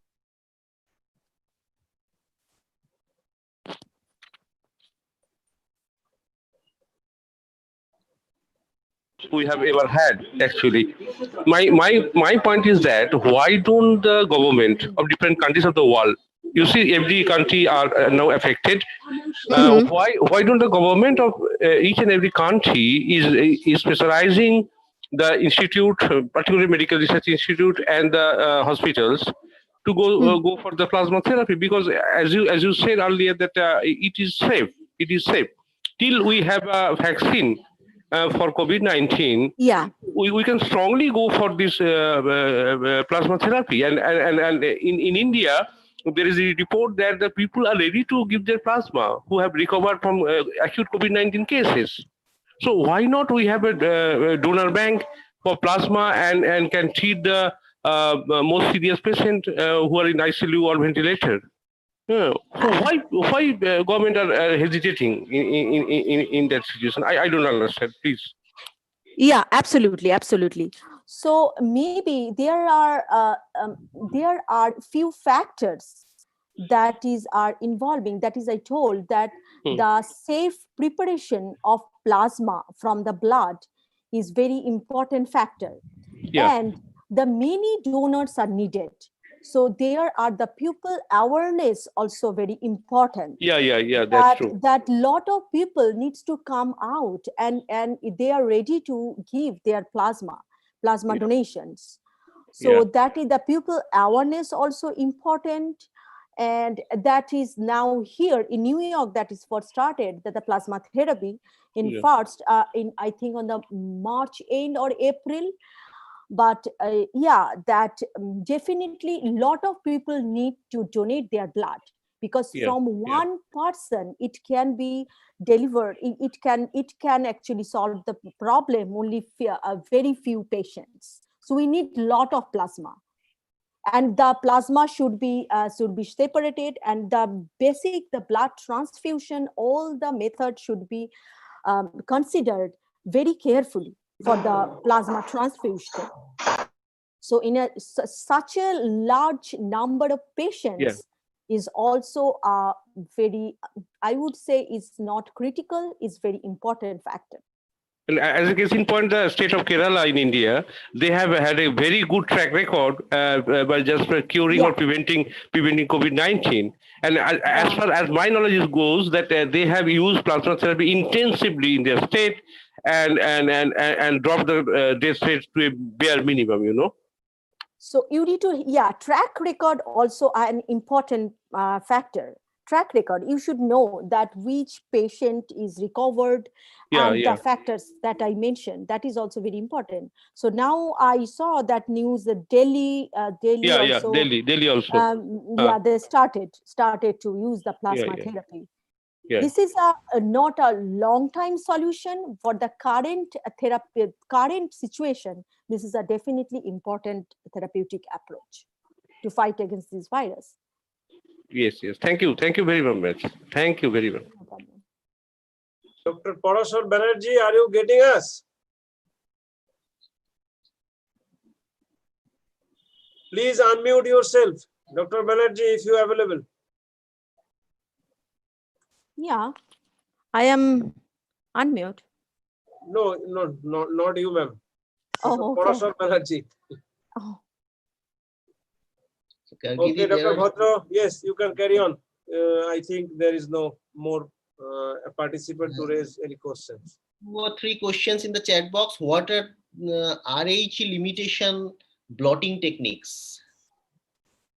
This is the RH factor test is the standard transfusion process. You're talking about the RH factor matching, right? For the plasma transfusion.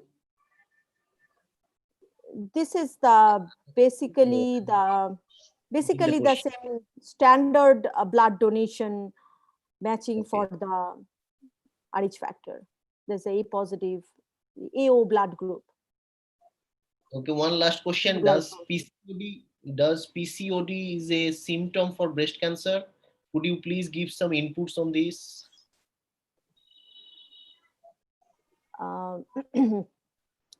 PCOD is related to the hormonal imbalance and estrogen, and yeah, definitely it has some effect with the breast cancer, but yeah, right now I cannot tell you in details that how it's related to the promotion and progression of the breast cancer.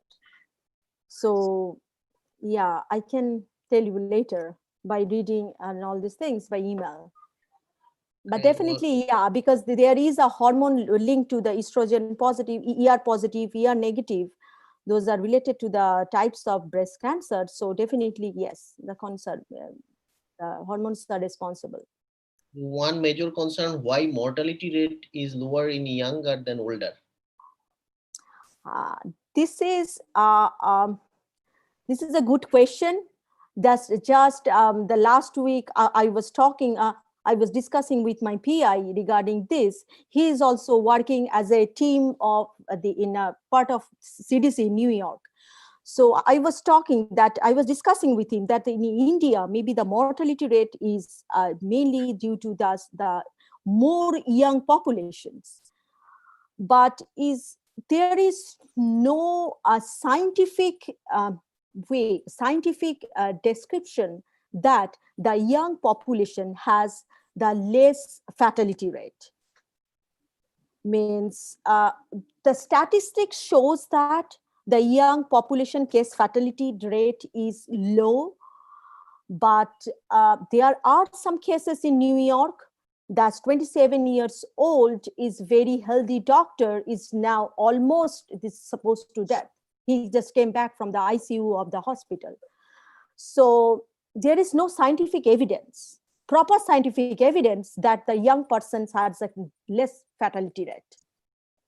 You can say the statistics in South Korea, India has the less mortality rate compared to European American country due to the age related factor. Dr. Banerjee, we have one participant observing our YouTube live demonstration, live streaming. Devojyoti Pradhan. Devojyoti Pradhan is there, who has a question. Do you think natural herbs can boost our immunity to get rid of from coronavirus? I don't have much idea about that. I read a few articles, but is there any scientific method that I have no idea about that. Immunity boost up is definitely a way to fight against this virus, but I have no idea about the natural herb that can fight against this virus. Another question from the same individual, that is what would be the affordable cost involvement in plasma therapy treatment? It's not much as of my knowledge, because we are getting the plasma from the patient, from the recovered donor, and it is apheresis is the process by which plasma is generated, is processed from the blood. So it's a regular plasma processing process, apheresis. So it's not a very expensive way of the treatment. It's not very expensive. I cannot tell you the exact amount of money that how much is required, but it's not that much expensive. Okay, thank you, ma'am. Dr. Bhadra, over to you now. So one last question as we are heading towards the end of the session. It is speculated that in children, the ACE2 receptor are not developed, which makes children carriers without infection. Is it true? Yeah, absolutely. To some extent, definitely yes. And maybe you heard about the recent news in New York and New Jersey also, that in some kids before 15 years, around 17, 18 years, there are severe symptoms of this COVID-19 related disease. This is not exactly the COVID-19, but it's related to that. This is called the Kawasaki symptom, that the kids has more high, kids immune system is very active. It caused by this cytokine storm like situation is happened to the kids. So yeah, that's how the kids are related to this means disease. It's not very much. The kids count are not that much, but definitely kids are also affected by this. So there are a lot of questions. I personally request you to see in the chat box later. Okay, sure, I'm sure. Yeah. So from the organizer, as we are at the end of the session, I formally thank you once again for accepting our invitation and give a fruitful deliberation apart from your doctoral, postdoctoral and scientist work, and then COVID-19 in therapeutic approach. We sincerely thank you for all staffs, and thank you very much, Gargidi. Yeah. Thank you very much, all of you too, to selecting me for this participation, and I'm very much thankful to all of you. Thank you very much. Oh, sure. So as we are near the end of our two-day webinar, I will take this opportunity to convey my vote of thanks to all the people who made this event possible. I would like to thank our Vice Principal, Dr. Sanjit Kumar Das, my colleague in organizing committee, the IQAC coordinator, Dr. Shamoli Dewan, and all the members of the IQAC who have made a driving force behind the success of this webinar. This could not have been possible without our special guest, Professor Bashov Choudhury, the Honorable Vice Chancellor of our affiliating university, West Bengal State University, and our speaker for keynote address, Professor Dubojyoti Chattopadhyay, and distinguished resource persons starting from Nirmallo Dasgupta to Sumita Goswami to today's Riya Bose, Tanmoy Chakraborty, and finally Dr. Gargi Bandyopadhyay. Dr. Abu Salam, who ensured that the technicalities of running a webinar were looked very fruitfully. Last but not the least, it would not have been possible without our esteemed participants. I thank research scholars, teachers, students from different parts of our country who stayed with us for 2 days, showed patience during technical glitches, made the question answer session interesting through their questions and comments, making this webinar a forum for discussion on the most relevant topic of this time, COVID-19.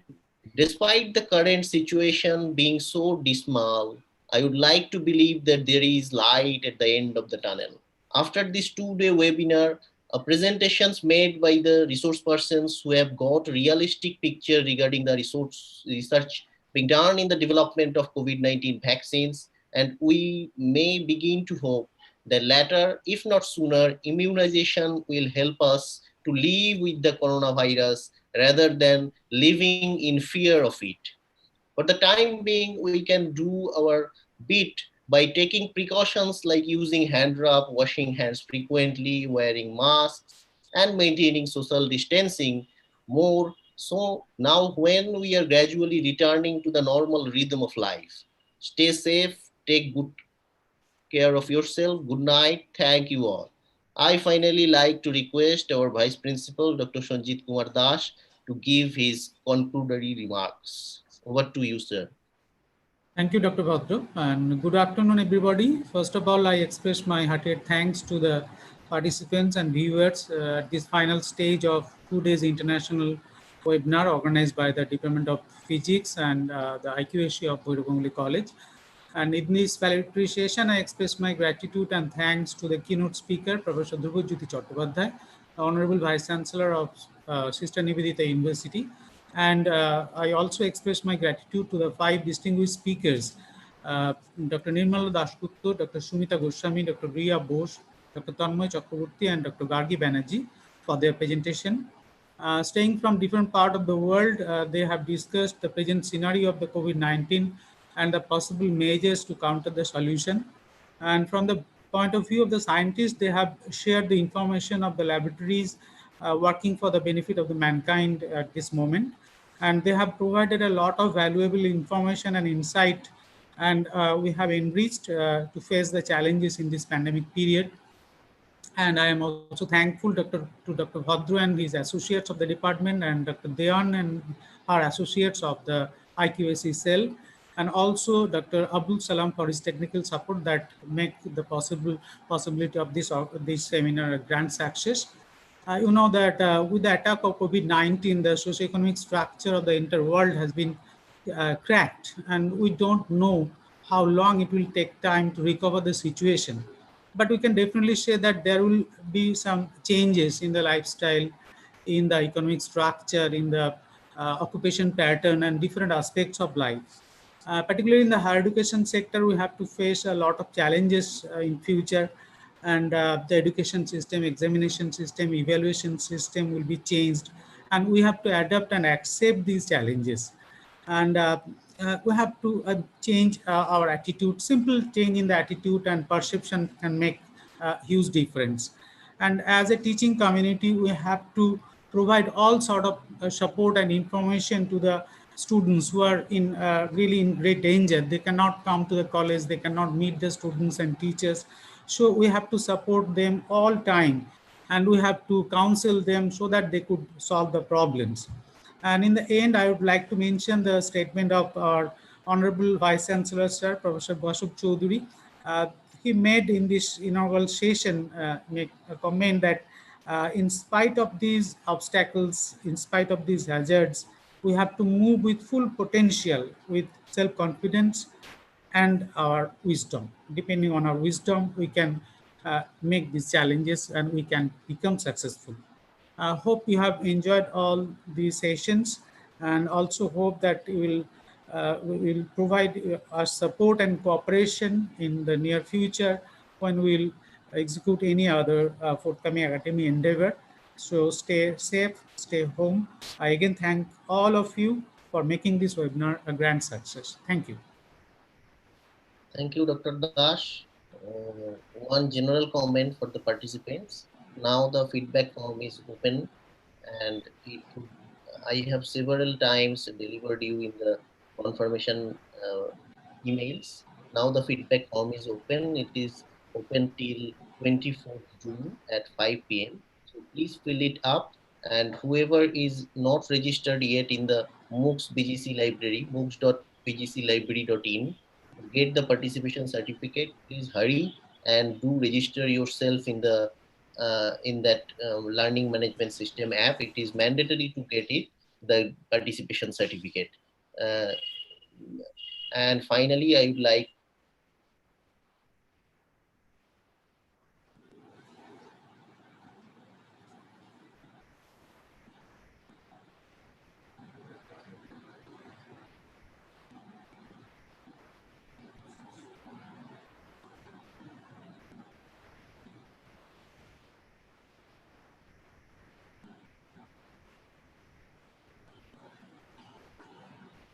Can you hear?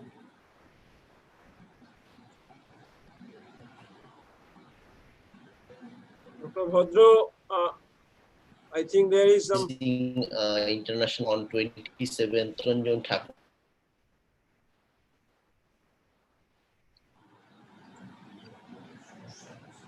Sorry for the interruption. It is available in the Bhairav Ganguly College website. And finally, I would like to thank all for making this event a grand success. Over to you, Dr. Salam. And Dr. Bhadru, please mention the next webinar.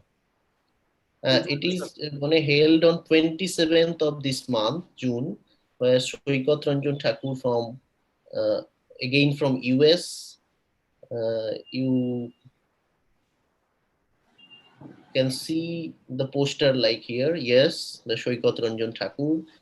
He will be connect us from San Diego, US again. And for the students also, particularly, this event is made for you only please do register yourself so that you can enriched by your understanding and knowledge. Thank you, Dr. Salam. So this is all for now. We can leave. Okay, thank you very much to all of you for a grand success of this seminar at international level. Thank you very much. We are ending this session.